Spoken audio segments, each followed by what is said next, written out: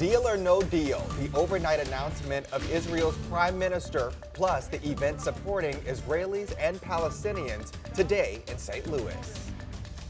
It's a chilly one out there, but it is going to warm up. I'll fill you in on what you can expect. Brunching with your besties, how you can make the most of Sunday Fun Day while supporting a good cause. This is Today in St. Louis, focused on you. Well, get on up, y'all. Yeah, Focused on a live look at Belleville, Illinois right now. This is downtown Public Square. The annual Chris Kendall Market returns next weekend and runs every weekend until Christmas Eve. How lovely is that? All lit Beautiful. up. Just giving me so much joy this morning. Everyone's, decorating a little early this year, and I love it. Yes, yes. The earlier, the better. Exactly. Good morning to you. It's Sunday, November 19th. I'm Travis Cummings. And I'm Mercedes McKay. Thank you so much for joining us this morning on this Sunday. Of course, we're always joined by Weather First meteorologist Tracy Henson. And Tracy, you're tracking some rain that's coming in tomorrow. Yes, I certainly am, and it's already on the border of Missouri and about Oklahoma right now. We don't have to worry about that today, though. It's going to come in late tonight. It's very slow moving right now. For now, we are quite beautiful. This is our first light hours, really showing off a lot of different colors out there. It's that time of year when the crows are roosting in St. Louis. It's 38 degrees. Winds are nice and calm. Our humidity is pretty low for the evening. So if you notice you wake up with maybe a scratchy throat, it might not be allergies. It might just be that you need a humidifier in your room this time of year. Just those cold, dry, crisp mornings. So you might be feeling that. Through the rest of our day today, we are going to be in the low 60s. We're going to have a little mix of sun and clouds, but we really are going to turn more overcast by the end of the day. And then as we hit the overnight hours tonight, we're going to have that rain that'll begin. It'll be pretty early on in the morning. That's going to stabilize our temperature, so dramatically warmer than where we're at this morning. We're going to be in the mid 40s tomorrow morning with winds out of the east at 10 miles per hour. Tracy, thank you so much. Well, overnight, Israeli Prime Minister Benjamin Netanyahu refuted claims by the Washington Post that Israel had agreed to a temporary ceasefire in exchange for 50 Hamas hostages. Right now, Israeli Defense Forces believe there are 237 hostages being held in Gaza. Netanyahu and Israel's war cabinet will meet with representatives from the hostages' families this week. Well, today there will be a rally for Israel in St. Charles. Demonstrators will call for the release of all Hamas hostages. It will be in Frontier Park from 12:30 to 2 this afternoon. Organizers ask you to bring a stroller if you have one, plus Israeli and American flags. And as that demonstration ends, there will be a Ceasefire Now rally in Clayton. American Muslims for Palestine invite the community to meet at 2 p.m. in Shaw Park, where they will highlight the humanitarian crisis in Gaza as they call for an end to the fighting. Then at 5, there will be a fundraising dinner at the Islamic Foundation of Greater St. Louis's gym on Weidman Road. That money will go to the Palestine Children's Relief Fund. The group is also organizing a bus and hotel rooms for the 16th Annual Convention for Palestine in the U.S. It's happening this weekend at the Tinley Park Convention Center outside of Chicago. It will cost $100 a person. Well, right now, 3 AE Pi brothers from Mizzou are home for Thanksgiving break. Within days of the Hamas attacks on Israel back in October, almost 20 of their fraternity brothers drove for hours to support a man they'd never met as he grieved the loss of his son. Our Annie Crawl sat down with them for interviews you'll only see on 5 on Your Side.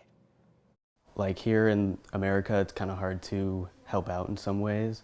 So any way that we could figure it out, how to help, we're willing to do it. Driving more than 3 hours south of Columbia, almost 20 AE Pi brothers from Mizzou made the trip to Branson on October 9th.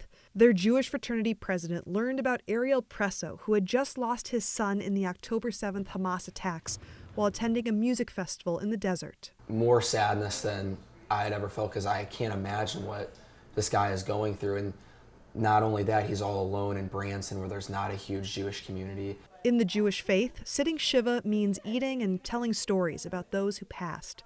But a few things were missing for the prayer circle called a minyan. To have a minyan, which is a group of 10 people in Judaism who say a prayer. It's not just when somebody dies. Usually Jewish prayers are said in a group of 10, making it a minyan.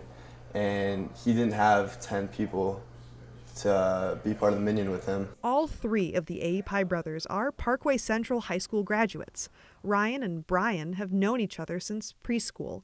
They say this chapter of their college years is one of the most meaningful. It's hard enough losing someone, let alone your son, in a horrible act like what just happened.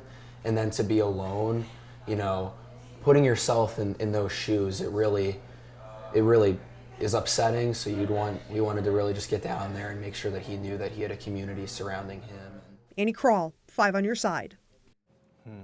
The boys tell us that if you're interested in helping Israel, you can donate to organizations like the Jewish Federation of St. Louis or the Jewish National Fund.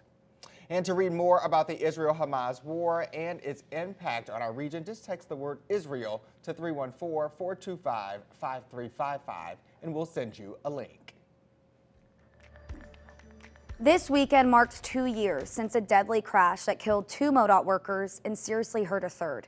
They were working along Telegraph Road in South County. Now, one victim's family is honoring her life while continuing to fight for change. For Tanya Muskoff, the last 2 years can only be described in one way. Pure hell. Every day waking up without my daughter and grandson is devastating. It's been 24 months since she lost her daughter, Caitlin Anderson, and her unborn grandson, Jax. She always put others first and put herself last. She was kind, and she wanted to be a mama more than anything. But that dream was taken from the 25-year-old MoDOT worker when she was hit by a car on Telegraph Road in South St. Louis County. Some days I still feel like I cannot believe that this actually happened. The crash also taking the life of Anderson's coworker, 58-year-old James Brooks. This was preventable. They should be here right now, and they would have been here now if MoDOT had done their job. Now, 2 years later, the bridge that caused 2 families so much pain is being named in honor of Anderson. But family, friends, and legislators aren't stopping there. After we learned all of the different mistakes that MoDOT had made, that this was preventable.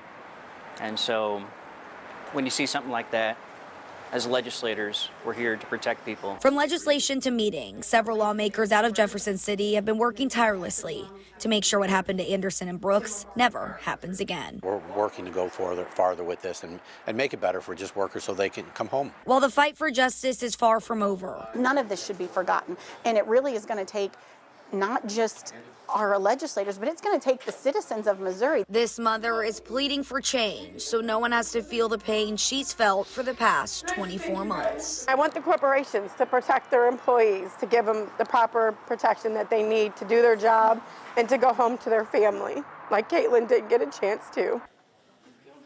Such a heartbreaking story, but they're really working hard to, impact that change. Part of I-70 in North St. Louis City will actually be named after Brooks to keep his legacy alive. His coworker, Michael Brown, was hurt in the crash, but survived.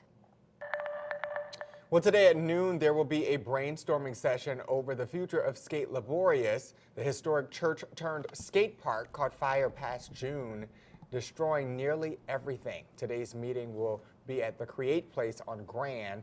You can tune in to Today in St. Louis at 9 to learn more about the condition of the building and the next steps.